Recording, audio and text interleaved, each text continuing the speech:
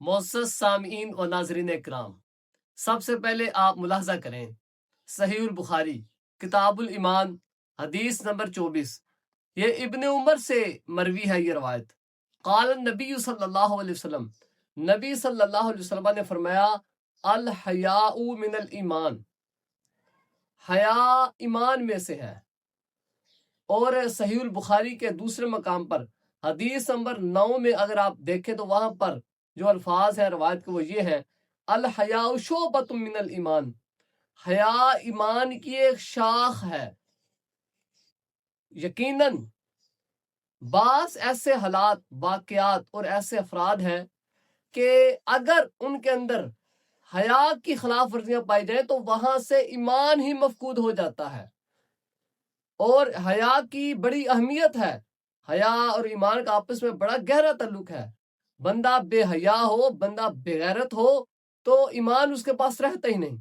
اب اس حدیث میں یہ بات ظاہر ہوگی، اگر حیا ہے تو ایمان ہے، ایمان اگر ہے تو حیا ہوگی، اگر حیا نہیں تو ایمان بھی نہیں، یعنی حیا کی نفی سے ایمان کی بھی نفی ہو جاتی ہے۔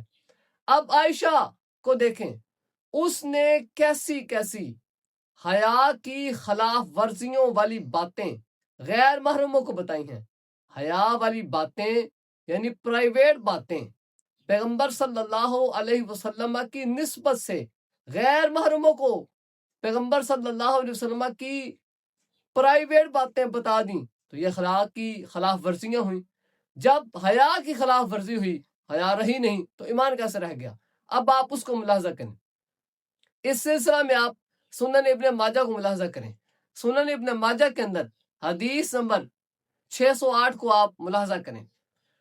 اب یہ روایت عائشہ سے مروی ہے، اور عائشہ یہ بات قاسم بن محمد کو بتا رہی ہے، اور یہ بات یقیناً اور قطعاً ثابت شدہ ہے کہ قاسم بن محمد تو عائشہ کا غیر محرم ہی ہے، مگر عائشہ اس کو پرائیویٹ باتیں بتا رہی ہے، اور پرائیویٹ بات کر کے عائشہ حیا کی خلاف ورزی کر رہی ہے۔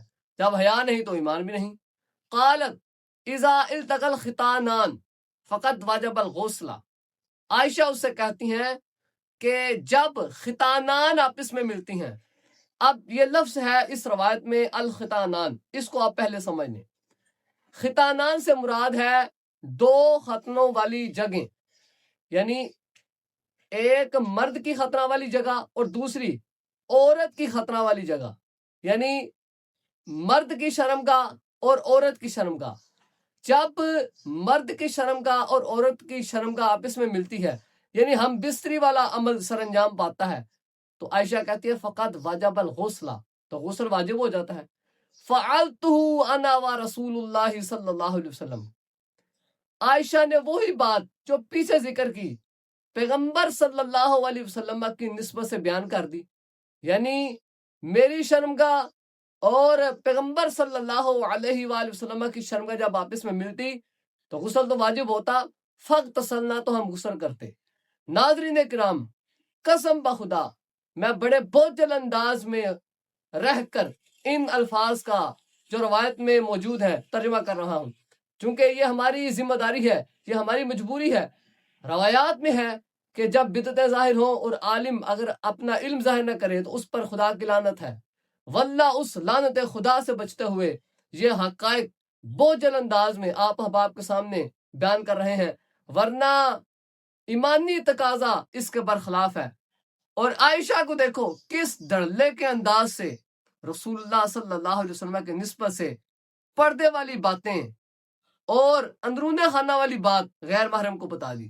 اسی طرح سنن ابن ماجہ کے اندر دوسرے مقام پر حدیث نمبر 498 میں اگر دیکھیں تو وہاں پر بھی یہی الفاظ ہیں، اذا التقى الختانان فقد وجب الغسل فعلته انا ورسول اللہ فاغتسلنا۔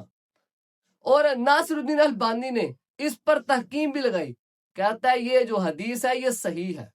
اب اندازہ لگاؤ، ان الفاظ کو پڑھتے ہی ایک غیرت مند آدمی کا سر شرم سے جھک جاتا ہے، مگر ناصر الدین البانی کیسا انداز اپناتے ہوئے اس پر حکم لگاتا ہے یہ صحیح ہے۔ روایت دیکھو، متن کے الفاظ دیکھو، حکم دیکھو۔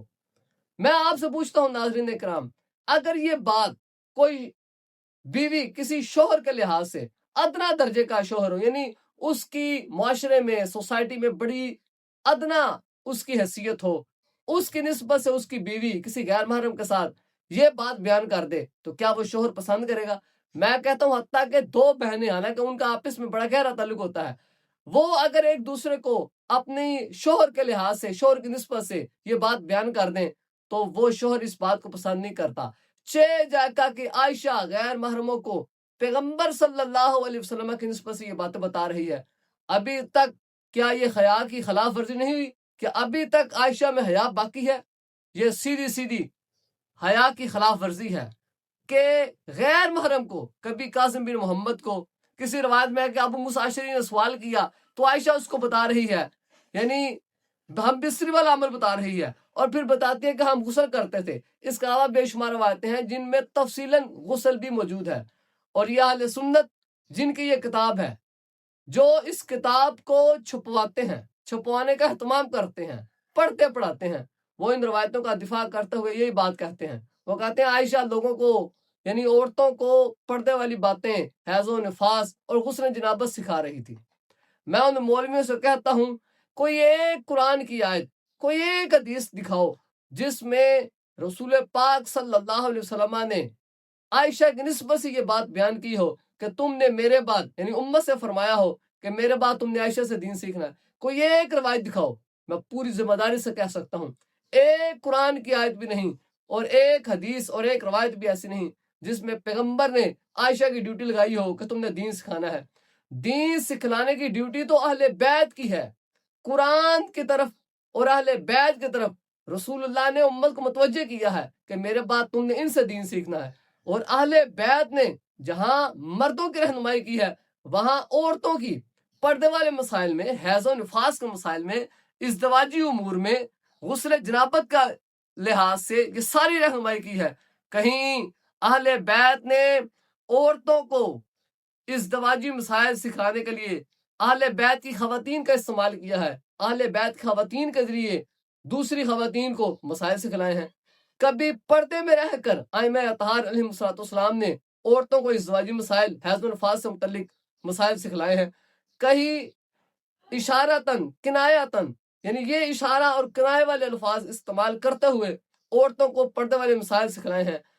यानी जिनकी ड्यूटी थी उन्होंने बड़े आसान तरीके से, बड़े आसान अंदाज में ये ड्यूटी निभाई है। जब आयशा की ड्यूटी ही नहीं, आयशा की जिम्मेदारी ही नहीं, सहाबा की जिम्मेदारी ही नहीं, तो फिर इस तरह की रवायतें बयान करके फिर उनका दिफाई अंदाज अपनाकर ये क्या ड्रामेबाजी है जो कि अम्मी आयशा के ये जो नाम निहाद मौलवी हैं ये बेटे रचाते फिरते हैं। फिर इन्हीं रवायात पर मुस्तशरिकीन की तरफ से तरह तरह के एतराजात आते हैं, फिर उनकी दिफाई कोशिशें की जाती हैं, कोशिशें नाकाम होती हैं। लिहाजा दीन सिर्फ उन्हीं से सीखो जिनसे सीखने का हुक्म दिया गया है, वो कुरान और अहले बैत हैं।